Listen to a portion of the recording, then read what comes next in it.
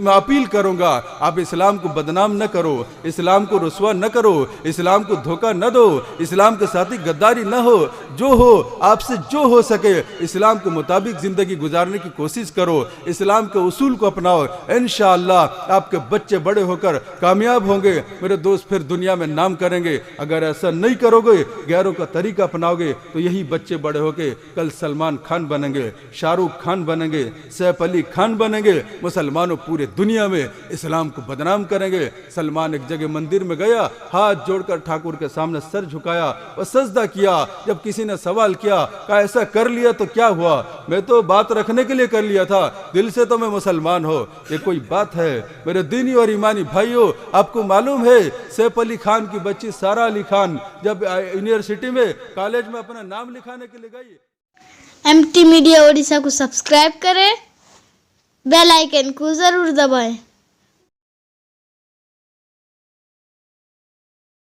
سید الانبیاء والمرسلین، اما بعد فاعوذ باللہ من الشیطان الرجیم، بسم اللہ الرحمن الرحیم، ان الدین عند اللہ الاسلام، صدق اللہ العظیم۔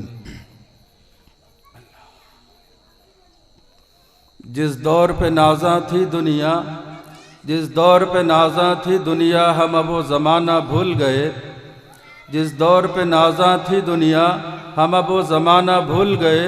غیروں کی کہانی یاد رہی، ہم اپنا فسانہ بھول گئے۔ غیروں کی کہانی یاد رہی، ہم اپنا فسانہ بھول گئے۔ منہ دیکھ لیا آئینے میں پر داغ نہ دیکھے سینے میں، منہ دیکھ لیا آئینے میں پر داغ نہ دیکھے سینے میں۔ جی ایسا لگایا جینے میں، مرنے کو مسلمان بھول گئے۔ جی ایسا لگایا جینے میں، مرنے کو مسلمان بھول گئے۔ معزز علماء کرام، حفاظ اعظم، بزرگوں، نوجوان ساتھیوں، عزیز بچوں، پردہ نشین خواتین، ماؤں، بہنوں، میں آپ حضرات کا زیادہ وقت نہیں لوں گا۔ علماء کرام موجود ہیں، علماء کی ایک لمبی فہرست ہے آپ حضرات کے سامنے۔ مہمان خصوصی مفتی عبداللہ غازی صاحب بھی تشریف فرما ہے، مولانا لیاقت صاحب دامت برکاتہم، پھر مولانا رمضان صاحب ہم سب کے مربی، اس کے علاوہ بھی جامعہ اشاعت العلوم کے معتمم مولانا خیر الدین صاحب قاسمی، حضرت مولانا بلال صاحب قاسمی دامت برکاتہم، مفتی کوثر صاحب، بہت سارے علماء کا بیان ہونا ہے۔ علماء کرام تشریف فرما ہے۔ میں ان حضرات کے سامنے طالب علم کی حیثیت سے کچھ باتیں عرض کروں گا۔ دعا کریں اللہ تعالی ہم سب کو عمل کی توفیق عطا فرمائے۔ میرے دینی اور ایمانی بھائیوں، یہ جو مجلس ہے جناب علی بھائی صاحب کی طرف سے منعقد کی گئی ہے، اور علی بھائی صاحب نے ان کو اصل میں بچوں کا عقیقہ کروانا ہے۔ کل ہے بچوں کا عقیقہ۔ عقیقہ جو سنت رسول ہے، انہوں نے ایک موقع پر کئی سنت کو زندہ کیا۔ دعا کریں اللہ تعالی ہم سب مسلمانوں کو اسی طرح سے نبی علیہ السلام کے ایک ایک سنت کو زندہ کرنے کی توفیق عطا فرمائے۔ ایک سنت تو عقیقہ ہے، انہوں نے اس کو کیا۔ دوسرا سنت یہ ہے کہ لوگوں کو کھانا کھلانا، لوگوں کو کھانا کھلانا یہ بھی سنت ہے، آپ صلی اللہ علیہ وسلم کی سنت ہے۔ اور پھر ایسے موقع پر علماء کرام کو بلانا، میرے دوست و بزرگوں، یہ بھی بہت بڑا کام ہے۔ تو اللہ تعالیٰ ان کے تمام جائز مقاصد کو اور نیک تمناؤں کو پورا کرے، اور ان کے گھر والوں کو اس کا بہتر بدلہ عطا فرمائے، صحت و عافیت والی زندگی عطا کرے۔ میرے دینی اور ایمانی بھائیوں، تو مختصر وقت میں اپنی عادت کے مطابق عقیقے سے متعلق کچھ باتیں عرض کروں گا۔ میں نے قرآن کریم کی جو آیت کریمہ تلاوت کی، ان الدین عند اللہ الاسلام، اللہ تبارک و تعالیٰ اس میں فرماتے ہیں میرے دوست و بزرگوں کہ میرے نزدیک اگر کوئی دین و مذہب اگر پسندیدہ ہے تو وہ دین اسلام ہے۔ میرے دوست و بزرگوں، اللہ تبارک و تعالیٰ کا یہ پسندیدہ مذہب ہے، مگر ہم مسلمانوں کو پسند نہیں، ہم مسلمانوں کو یہ مذہب پسند نہیں ہے۔ اگر پسند ہوتا تو آج ہمارا حال یہ نہیں ہوتا۔ میرے دوست و بزرگوں، دیکھو کل جمعہ میں اعلان ہوا، اور آج بھی بعد مغرب سے لگاتار مفتی کوثر صاحب اعلان کر رہے ہیں، مگر دیکھو کتنے لوگ حاضر ہیں۔ اتنی بڑی بستی آبادی کے حساب سے ہر گھر سے اگر ایک آدمی حاضر ہوتا تو 200-400 آدمی تو یہاں ضرور جمع ہوتے، مگر ہمارے دل میں اہمیت نہیں ہے، اسلام کی کوئی اہمیت نہیں ہے۔ میرے دوست بزرگوں، اگر اہمیت ہوتی تو ہم زیادہ سے زیادہ تعداد میں ضرور حاضر ہوتے، اور اسی مجلس کے جگہ اگر کوئی ناٹک کی محفل ہوتی یا کوئی دوسرا یہ ہوتا تو آج دیکھیں لوگ بھیڑ لگاتے بیٹھنے کو جگہ نہیں ملتی۔ میرے دوست بزرگوں، تو میں یہ عرض کروں گا، عقیقہ ہے، عقیقہ آپ صلی اللہ علیہ وسلم کی سنت ہے۔ میرے دوستو، اسلام کا حکم بھی یہی ہے، اسی مذہب کو ہمیں پسند کرنا چاہیے، جو اسلام کا اصول ہے اسے اپنانا چاہیے، کامیابی اسی میں ہے، کسی دوسرے طریقے میں کامیابی نہیں ہے۔ آپ صلی اللہ علیہ وسلم نے عقیقہ کیا اور اس کا حکم بھی دیا کہ لوگوں عقیقہ کرو، اس میں بہت سارے فوائد ہیں۔ عقیقے کے فائدے کیا ہیں کہ جس بچے کا عقیقہ کیا جائے وہ بچہ زمینی آسمانی آفات و بلیات سے محفوظ رہتا ہے، بچے بہت ساری میرے دوست بزرگوں مہلک بیماریوں سے بچ جاتا ہے۔ عقیقے کا بہت زبردست فائدہ ہے۔ میرے دوست بزرگوں، عقیقہ اسلام سے پہلے جو کیا جاتا تھا وہ یہود قوم میں تھا۔ یہود قوم میں صرف لڑکوں کے طرف سے عقیقہ کیا جاتا تھا، لڑکیوں کے طرف سے نہیں، مگر آپ صلی اللہ علیہ وسلم آنے کے بعد لڑکے اور لڑکیوں دونوں کے طرف سے عقیقہ کرنے کا حکم دیا۔ لڑکے کے طرف سے 2 جانور، لڑکی کے طرف سے 1 جانور۔ اگر آپ کے پاس حیثیت نہیں ہے تو لڑکے کی طرف سے 1 جانور کے بھی عقیقہ کر سکتے ہیں۔ میرے دوست بزرگوں، تو عقیقہ سنت ہے، ہر آدمی کو کرنا چاہیے۔ جب بچہ پیدا ہو 7ویں روز عقیقہ کرنا چاہیے، اس کا سر منڈا کر بال کو وزن کر کے چاندی اس کے برابر وزن کر کے صدقہ کرنا چاہیے، اور بچے کا اچھا نام رکھنا چاہیے۔ ہر آدمی کو ایسا کرنے کا حکم ہے، ہر مسلمان کو۔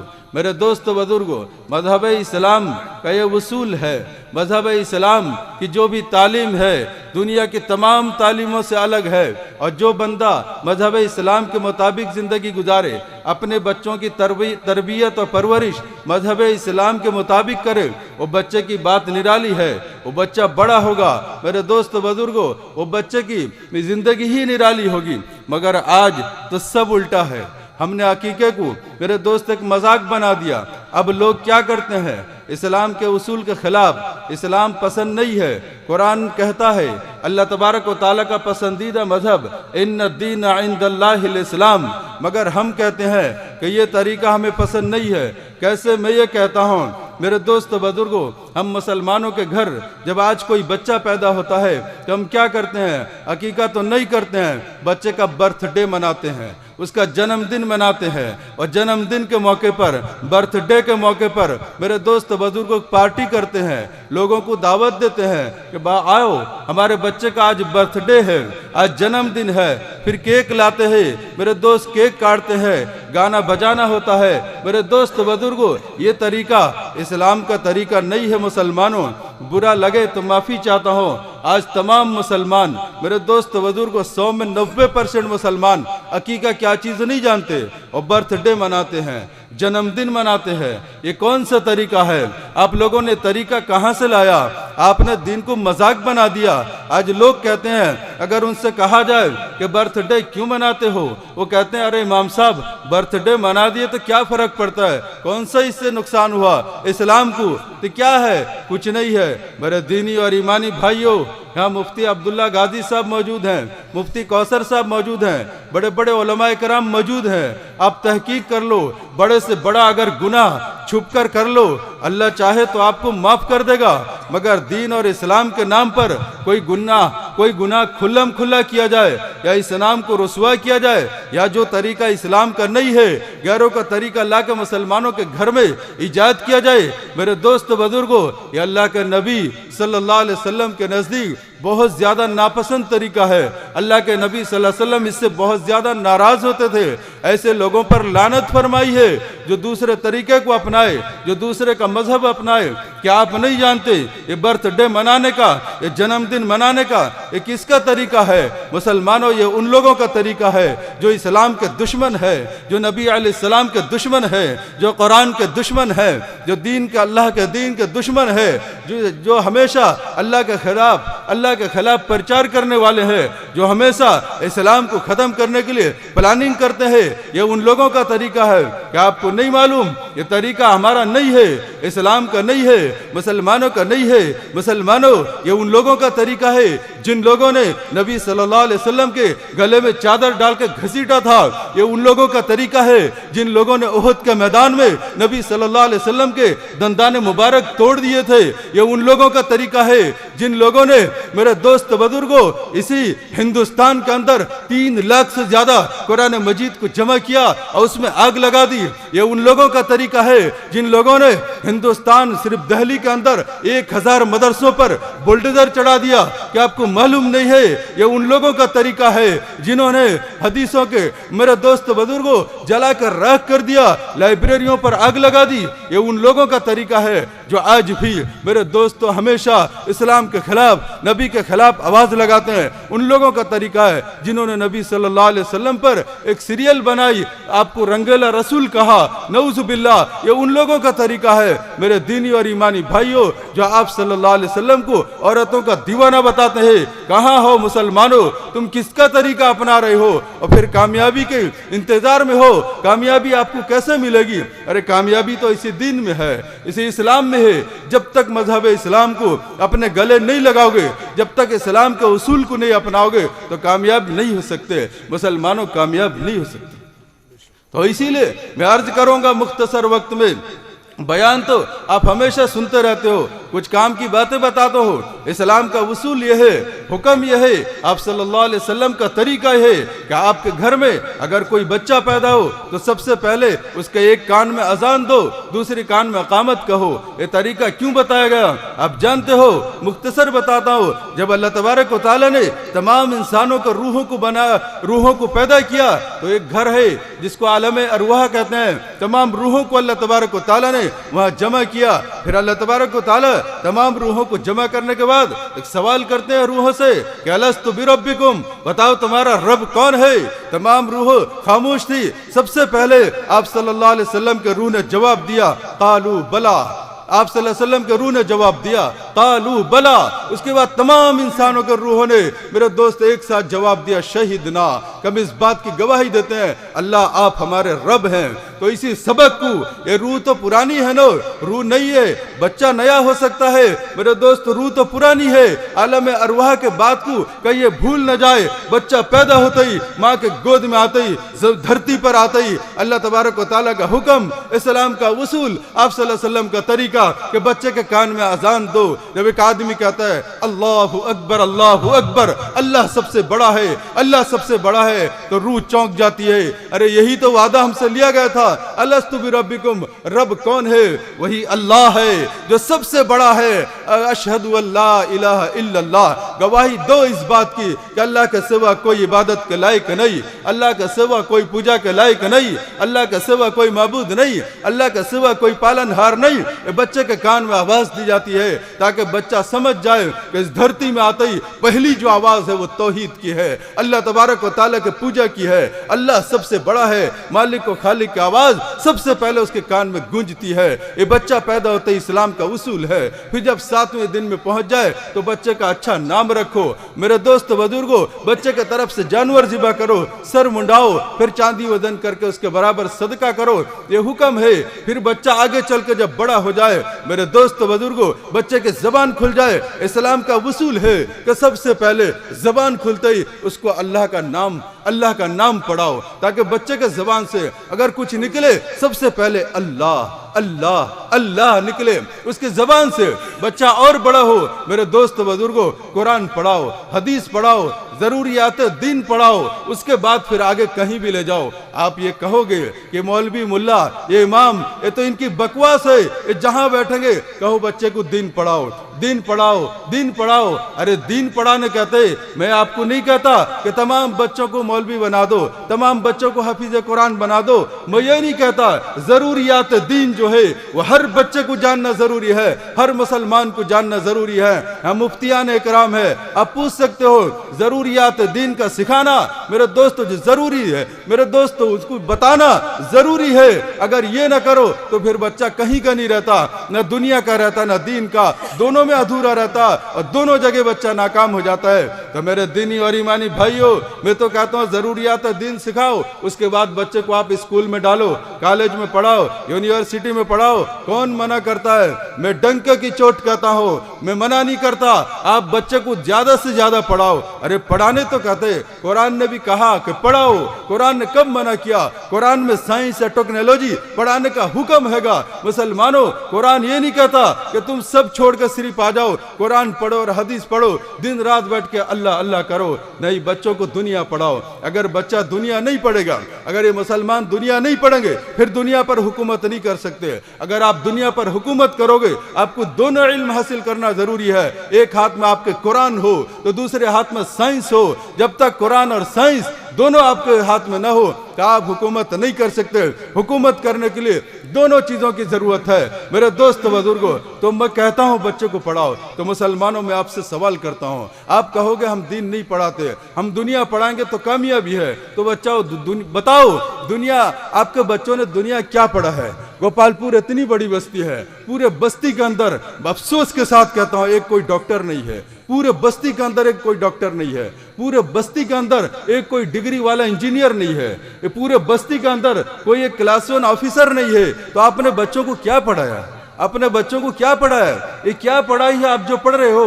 ये कोई पढ़ाई नहीं है, इसकी कोई हकीकत नहीं है। इसीलिए तो आज मुसलमान मारे जा रहे हैं। सबसे पीछे हमारी कौम है।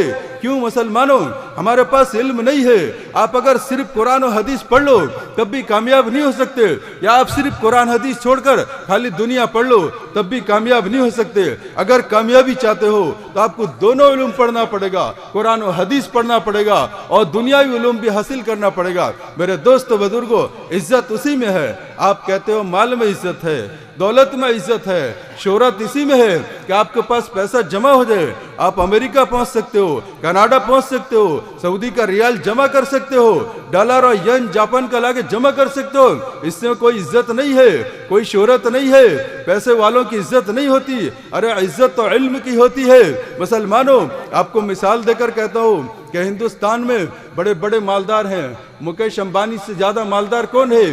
पूरे एशिया का सबसे बड़ा आदमी है इस वक्त। मेरे दोस्त अंबानी और अदानी को सब जानते हैं, बहुत ज्यादा माल इनके पास है, मगर माल से उतनी इज्जत नहीं है उनकी। एक मिसाल के जरिए आपको बात समझा दूं। मेरे दोस्तों, बयान तो उलमाए कराम से सुनेंगे, बात में एक बात बता दूं। मेरे दोस्त बुजुर्गों, क्या आज से इरादा करो हम बच्चे को पढ़ाएंगे। मेरे दोस्त बुजुर्गों, ऐसी पढ़ाई नहीं कि बच्चा मैट्रिक तक पहुंचे और होटल में भेज दो। ऐसी पढ़ाई नहीं है। गैरेज में भेजना नहीं है, होटल में भेजना नहीं है, बच्चों को पढ़ाना है। देखो, एक नाम है डॉक्टर APJ अब्दुल कलाम। कौन नहीं जानता? बच्चा बच्चा जानता है। उनकी जो इज्जत है, उनको जो इज्जत मिली, मुसलमानों बताओ किसको इज्जत मिली? क्या मुकेश अंबानी की ज्यादा इज्जत है या डॉक्टर APJ अब्दुल कलाम की ज्यादा है? अरे मरने के बाद आज भी उनकी ज्यादा इज्जत है। मुसलमानों, हर जगह अदब व एहतराम के साथ नाम लिया जाता है। आपको मालूम है, जिस दिन उनका इंतकाल हुआ था, अमेरिका जैसा सुपर पावर मुल्क 1.5 घंटे के लिए अपने झंडे को नीचे कर दिया था। APJ अब्दुल कलाम के एहतराम में काश दुनिया का एक महान साइंटिस्ट दुनिया से चला गया जो मुसलमान का दुश्मन है। मगर दुश्मन भी हो, अगर आपके पास इल्म है, इल्म और हथियार है, बड़े बड़े दुश्मनों को आपके कदमों में डाल देगा। 1.5 घंटे के लिए सुपर पावर का झंडा नीचे कर दिया गया था। आपको मालूम है, जिस दिन उनका इंतकाल हुआ था, 1 लाख मिलिट्री ने तोप के जरिए उनको सलामी देकर दुनिया से रुखसत किया था। इतनी बड़ी इज्जत किसको मिली थी? अरे गांधी जी को भी नहीं मिली थी। मैं दावे के साथ कहता हूं, एक तो मुसलमान था। और आप कहते हो कि अगर इमाम साहब हम बच्चे को पढ़ाए, लाखों रुपया खर्च करे, तो क्या वो नौकरी नहीं है? कोटा मांग रहे हो जाके। मुसलमानों, मैं तो इसके बिल्कुल खिलाफ हूँ, पूरे खिलाफ हो। कोटा क्यों गवर्नमेंट से मांग रहे हो? आप अपने अंदर वो क्वालिटी पैदा करो, अपने अंदर मेरे दोस्त बुजुर्गों सलाहियत पैदा करो कि सरकार आपको घर से उठा कर ले जाए। मेरे दोस्त बुजुर्गों, सलाहियत हमें चाहिए। आपको मालूम है, वही डॉक्टर APJ अब्दुल कलाम जब इस्तीफा दे दिए, जब रिटायरमेंट हुई इनकी, मेरे दोस्त घर आ गए कुछ दिन आराम करें, मगर फोन आया। उस वक्त मिनिस्टर थे अटल बिहारी वाजपेयी जी। उन्होंने फोन किया कि अब्दुल कलाम जी, हम आपको एक नौकरी देना चाहते हैं, आपको एक ओहदा देना चाहते हैं। कहा मैं तो अभी रिटायर हुआ, फिर नौकरी उकरी नहीं करना। करे अब आपको करना है, जबरदस्ती हम लाएंगे। सबसे बड़ा हिंदुस्तान का जो ओहदा, सबसे बड़ा पोस्ट आपको देने वाले हो, क्या?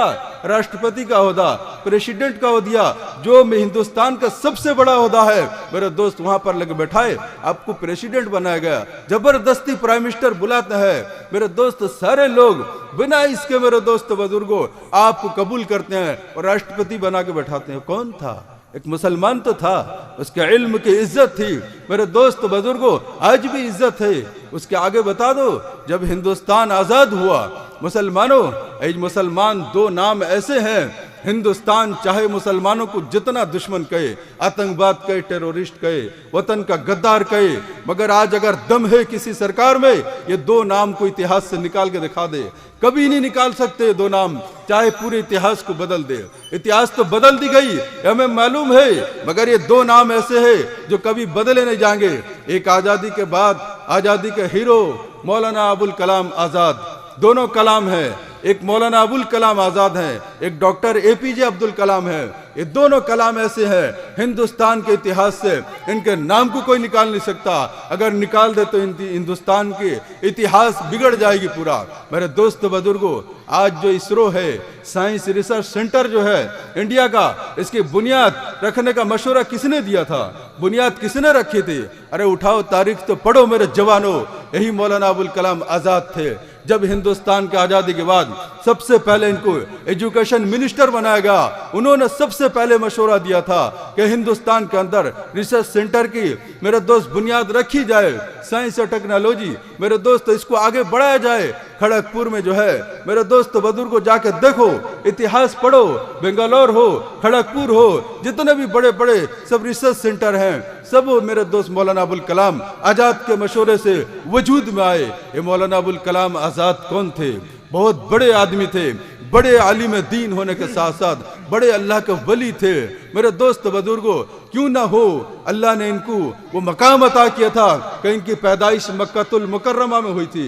ये बंगाल के रहने वाले थे, कोलकाता के, मगर इनकी पैदाइश मक्कातुल मुकर्रमा में हुई थी। इनके वालिद माजिद वहाँ रहते थे उस वक़्त, ये मक्का में पैदा हुए और मक्का और मदीने के इलाकों में इन्होंने शुरुआत की पढ़ाई की, वहाँ पर मुकम्मल किया। मेरे दोस्त कोर्स जो अरबी के कोर्स थे, वहाँ कुरान और हदीस के वहाँ मुकम्मल किया।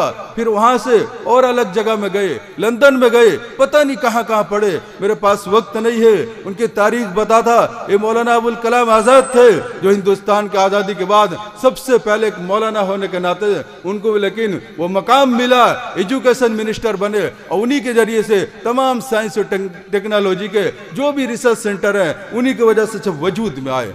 कौन थे? मौलाना तो थे। आज इनके नाम को इतिहास से निकाल दें, कोई नहीं निकाल सकता, पूरी दुनिया उनको जानती है, कोई नहीं निकाल सकता। तो इसी तरह डॉक्टर एपीजे अब्दुल कलाम है, इनका वो मकाम है। मेरे दोस्त, महाकाश में 6 मुल्कों ने, बता देता हूँ मुसलमानों, बच्चों को पढ़ाओ इसीलिए मैं बता रहा हूँ, 6 मुल्कों ने, अमेरिका, बरतानिया, फ्रांस, जापान और चीन, रूस, ये 6 मुल्क मिलके मेरे दोस्त बुजुर्गों एक सैटेलाइट बनाए। मेरे दोस्त जिसका नाम दिया अब doctor APJ Abdul Kalam missile man के नाम से, मेरे दोस्त बुजुर्गों वो सैटेलाइट बनाया जिसको महाकाश में लटका दिया गया। 6 देश ने उनके एहतराम में इतना बड़ा सैटेलाइट बना के लगा दिया। बताओ कौन ऐसा साइंटिस्ट है जिसके नाम से महाकाश में इतना बड़ा सैटेलाइट आज लटक रहा है? ये डॉक्टर एपीजे अब्दुल कलाम थे।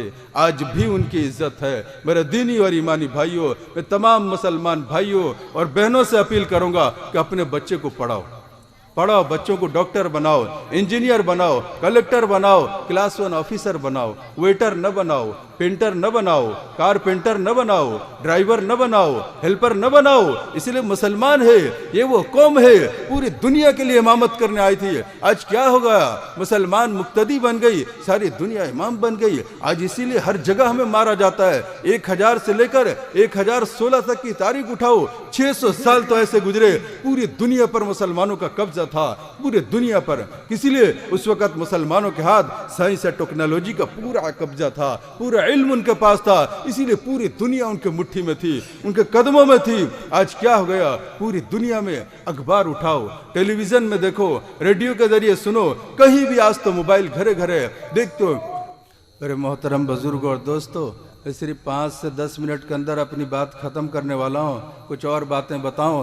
دعا کریں اللہ تعالی ہم سب کو عمل کی توفیق عطا فرمائے۔ میرے دینی اور ایمانی بھائیوں، میں یہ کہہ رہا تھا آج پوری دنیا میں مسلمان میرے دوست مارے جا رہے ہیں، مسلمان پوری دنیا میں میرے دوست پلاننگ کیا جا رہا ہے کہ اسلام کو ختم کر دیا جائے، اسلام کو مٹا دیا جائے، مسلمانوں کو ختم کر دیا جائے۔ کیوں؟ ان لوگوں کے نظر میں ہم آتنکواد نظر آتے ہیں، ٹیرورسٹ نظر آتے ہیں۔ مسلمانوں کیوں یہ زمانہ ہمیں کیوں دیکھنا پڑا؟ مسلمانوں یہ سب میرے دوست گیاروں کا طریقہ اپنانے کی وجہ سے ہے۔ اللہ تعالی ہم سے ناراض ہو گئے، اللہ کے نبی صلی اللہ علیہ وسلم ہم سے ناراض ہیں۔ آج اگر کوئی ہمارے سامنے محمد الرسول اللہ صلی اللہ علیہ وسلم کی توہین کرے، ہم اس کی گردن کاٹنے کے لیے تیار ہو جاتے ہیں۔ کبھی یہ نہیں سوچے کہ محمد الرسول اللہ صلی اللہ علیہ وسلم اپنی قبر اطہر میں زندہ ہے، اور جمعرات اور دوشنبے کو ہمارے نامہ اعمال ان کے قبروں میں پیش کیے جاتے ہیں۔ جب نبی علیہ السلام کے سامنے ہمارے نامہ اعمال پیش کی جاتے ہوں گے، اپنے امت کا یہ حال دیکھتے ہوں گے، تو آپ صلی اللہ علیہ وسلم کو کتنی بے چینی ہوگی۔ بتاؤ، ایک آدمی جب آپ صلی اللہ علیہ وسلم کا کارٹون بنا دے، ہم اس کی گردن کاٹنے کے لیے تیار ہو جاتے ہیں، اور روزانہ صبح سے ہم استورا پکڑتے ہیں، اپنے چہرے کو صاف کر دیتے ہیں، تو نبی صلی اللہ علیہ وسلم کو کتنی تکلیف ہوتی ہوگی۔ مسلمانوں، کبھی آپ نے غور کیا کہ دوشنبے اور جمعرات کو جو ہمارے نامہ اعمال پیش ہوتے ہیں آپ صلی اللہ علیہ وسلم کے سامنے، آپ دیکھتے ہوں گے کہ یہی تو میرا امتی ہے، میں اسے کہاں چھوڑا تھا، آج یہ کہاں کھڑا ہے، تو یہ مارا نہ جائے تو کون مارا جائے گا؟ کیا نبی علیہ السلام قبر کے اندر سے ہمارے دعا کریں گے یا بد دعا کریں گے؟ مسلمانوں، تم فیصلہ کر کے بتاؤ، ہم کس دین کو اپنے گھر سے دھکا دے کر نکال رہے ہیں، کس شریعت کو میرے دوست اپنے آپ سے دور کر رہے ہیں؟ آپ کو پتہ ہے اس دین کو ہم تک پہنچانے کے لیے آپ صلی اللہ علیہ وسلم پر کتنی مصیبتیں ڈھائی گئی ہے۔ وہ مکہ کے سرزمین، مکہ کی زمین، آپ جانتے ہو جب آپ صلی اللہ علیہ وسلم کو جس دن مکہ سے نکالا گیا، آپ جاتے تھے، بار بار مکہ کی طرف مڑ کے دیکھتے تھے، اور جانے والے صدیق اکبر نے پوچھ دیا، یار غار نے کہا، یا نبی اللہ، یا رسول اللہ، آپ تو جا رہے ہیں مدینے کی طرف، اور مکہ کی طرف بار بار مڑ کے کیوں نہیں دیکھتے؟ کہا ابو بکر کیوں نہ دیکھوں، یہ میرا وطن ہے، یہ میرا وطن ہے، میں نے 53 سال یہاں پر زندگی گزاری ہے۔ ابو بکر تم کیا کہتے ہو؟ اگر یہاں کے لوگ میرے ساتھ نہ لگتے، میرے ساتھ دھوکہ نہ کرتے، اگر میری لائی ہوئی اللہ کے دین کے ساتھ اگر یہ کوئی غداری نہ کرتے، تو میں کبھی مکہ نہیں چھوڑتا۔ مکہ مجھے بہت عزیز ہے، مگر یہاں کے رہنے والوں نے مجھے رہنے نہیں دیا۔ آپ صلی اللہ علیہ وسلم یہ کہے، آپ کے آنکھوں میں آنسو آ گئے، کیوں نہ ہو 53 سال جس سرزمین پہ اپنا وقت گزارا، کیوں نہ تکلیف ہو آپ صلی اللہ علیہ وسلم کو؟ آپ روتے ہوئے جا رہے ہیں میرے دینی اور ایمانی بھائیوں۔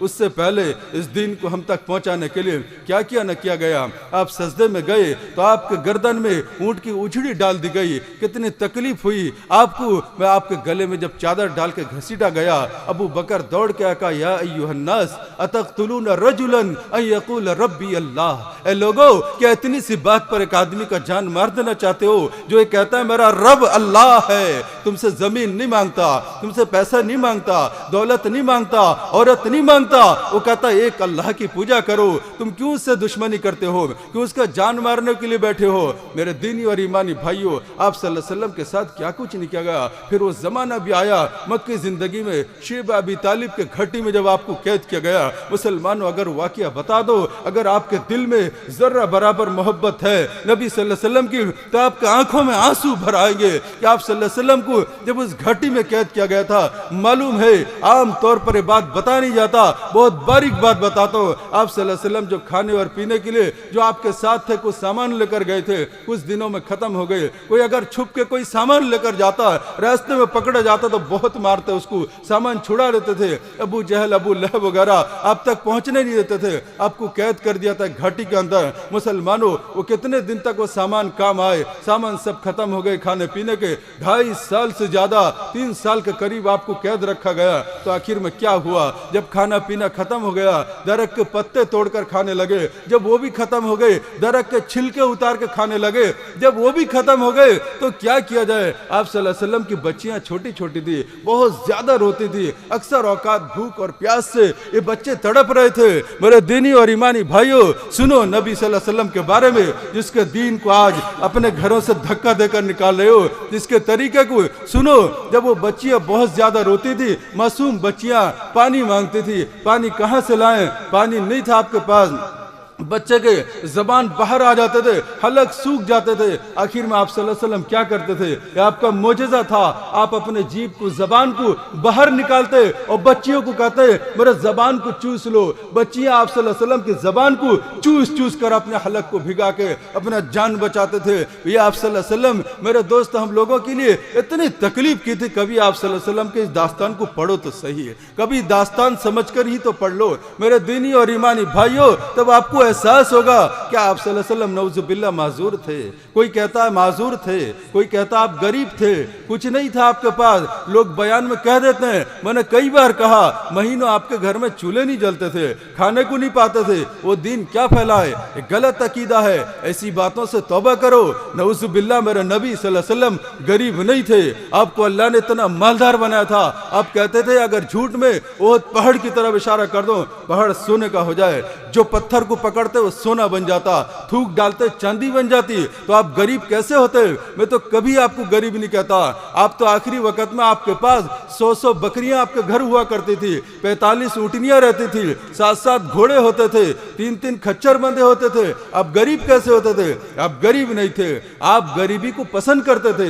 جو مال آپ کے پاس آتا تھا فوراً غریبوں پر صدقہ کر دیتے تھے۔ گھر میں کھانے کو نہیں ہوتا تھا، گھر کا سامان اٹھاتے، کوئی یتیم آیا اسے دے دیے، کوئی غریب آیا دے دیے، کوئی پریشان حالات کھانے کے لیے بیٹھے ہیں کھانا اٹھا کر دے دیے۔ پورے گھر والوں کا آپ نے ایسے مزاج بنایا تھا، اسی لیے غریبی کو آپ نے اپنایا تھا۔ نعوذ باللہ آپ غریب نہیں تھے، فقیر نہیں تھے، بھکاری نہیں تھے میرا نبی۔ آپ نے غریبوں پر مدد کی، یتیموں پر مال کو اڑا دیا، امت کو اس بات کی تعلیم دی کہ مال ہے تو اسی کام کے لیے میرے دوست بزرگوں، ورنہ پھر ایسی دولت بیکار ہے جو دوسروں کے کام نہ آئے، جو غریبوں اور یتیموں کے کام نہ آئے۔ تو میں عرض کر رہا تھا اس دین کو پہنچانے کے لیے آپ صلی اللہ علیہ وسلم اس گھاٹی کے اندر 2.5 سے 3 سال تک اپنے بچوں کو لے کر قید کیوں رہے؟ کہ آپ کے پاس کچھ نہیں تھا؟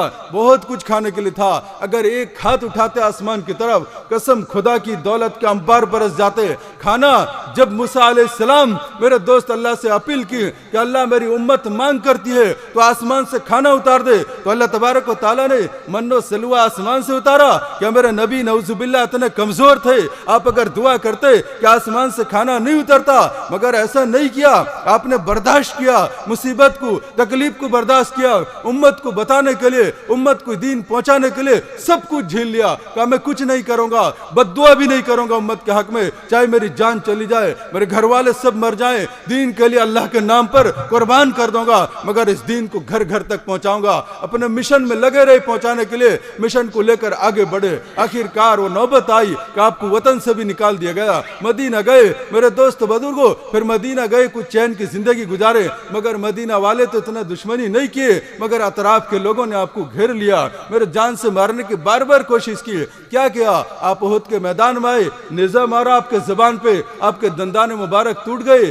دانت ٹوٹ گئے، کھانا نہیں کھا سکے مہینوں تک۔ میرے دوست بزرگوں کبھی تو پڑھو، ابو جہل نے جب آپ کے سر پہ پتھر مارا، خون کے فوارے نکلے، کبھی تو پڑھو آپ صلی اللہ علیہ وسلم۔ میرے دوست بزرگوں داستان حضرت عائشہ صدیقہ بتاتی ہیں، پورے زندگی میں نے کبھی نہیں دیکھی کہ آپ صلی اللہ علیہ وسلم پیٹ بھر کر کھانا کھاتے تھے، کبھی پیٹ بھر کر کھانا نہیں کھاتے، کبھی پورے زندگی میں نہیں دیکھا کہ آپ رات کو نیند بھر کر سو گئے، کبھی سوتے تو اچانک اٹھ جاتے اور رات کو نماز پڑھتے، لمبا لمبا سجدہ کرتے اور سجدے میں رو رو کے دعا کرتے، یا اللہ میرے امت کو معاف کر دے، اللہ میرے امت کو معاف کر دے، اللہ گھر گھر تک اس دین کو پہنچا دے۔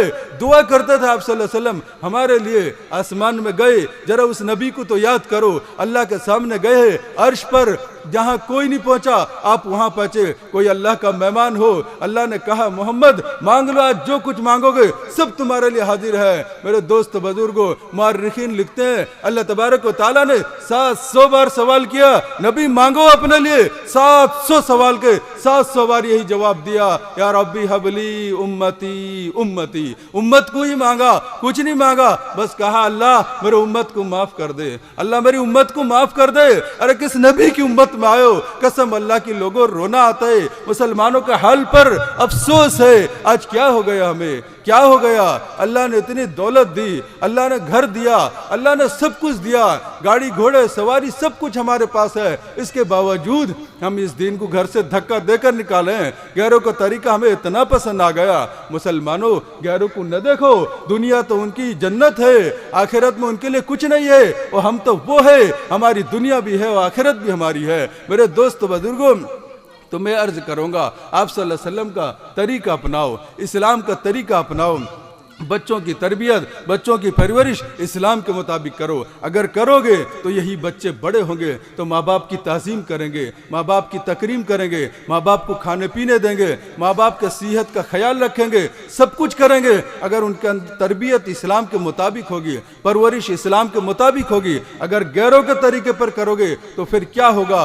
जो आजकल होता है वही देखोगे। जब माँ बाप बूढ़े हो जाएंगे, बच्चा बीवी को लेकर अलग हो जाएगा, माँ बाप बूढ़े हो जाएंगे तो कहीं ओल्ड हाउस में लेकर रख देगा। वो जमाना आता है जैसे अमेरिका और बर्तानिया में बन गया कि वहाँ ओल्ड हाउस में लेकर रख देते हैं, बूढ़ा और बूढ़ी को रिटायर के बाद खादिम लगा देते हैं कि अब इनकी देखभाल करो। अब हिंदुस्तान में भी होने वाला है, मुसलमान भी मेरे दोस्त ये करने वाले हैं। करीब वो जमाना आगा, ये माँ बाप बच्चे को बचपन में बहुत लाडो प्यार करते हैं, गैरों का तरीका अपनाता है। अभी दिवाली गई नो, पटाखे की आवाज घरों से आ रही थी। मुसलमानों, ये क्या है? ये क्या है? इस्लाम में तरीका नहीं है, गैरों का तरीका इस्लाम में बिल्कुल दाखिल करने का नहीं है। अल्लाह ने सख्त मना किया है। अल्लाह के नबी सल्लल्लाहु अलैहि वसल्लम इससे बहुत ज्यादा नाराज होते थे। इसलिए मैं अपील करूंगा, आप इस्लाम को बदनाम न करो, इस्लाम को रुसवा न करो, इस्लाम को धोखा न दो, इस्लाम के साथ गद्दारी न हो। जो हो, आपसे जो हो सके इस्लाम के मुताबिक जिंदगी गुजारने की कोशिश करो, इस्लाम के उसूल को अपनाओ। इंशाअल्लाह आपके बच्चे बड़े होकर कामयाब होंगे मेरे दोस्त, फिर दुनिया में नाम करेंगे। अगर ऐसा नहीं करोगे, गैरों का तरीका अपनाओगे, तो यही बच्चे बड़े होके कल सलमान खान बनेंगे, शाहरुख खान बनेंगे, सैफ अली खान बनेंगे। मुसलमानों पूरे दुनिया में इस्लाम को बदनाम करेंगे। सलमान एक जगह मंदिर में गया, हाथ जोड़कर ठाकुर के सामने सर झुकाया और सजदा किया। जब किसी ने सवाल किया, कहा ऐसा कर लिया तो क्या हुआ? मैं तो बात रखने के लिए कर लिया था, दिल से तो मैं मुसलमान हो। ये कोई बात है? मेरे दीनी और ईमानी भाइयों, आपको मालूम है सैफ अली खान की बच्ची सारा अली खान जब यूनिवर्सिटी में, कॉलेज में अपना नाम लिखाने के लिए गई तो उसको पूछा रिलीजन्स क्या है, बता क्या लिखाना है तुझे, कौन से मजहब को लिखाना है? तो बच्ची क्या कहती है? मैं पापा से बात करके बोलती हूँ। फोन करती है कि अबू मैं अपना रिलीजन्स क्या लिखाऊं? तो कहा हमको कुछ रिलीजन्स नहीं लिखाना, मजहब उजहब की बात नहीं करना है, तुम वहां पर लिखा दो कि हम हिंदुस्तानी हैं।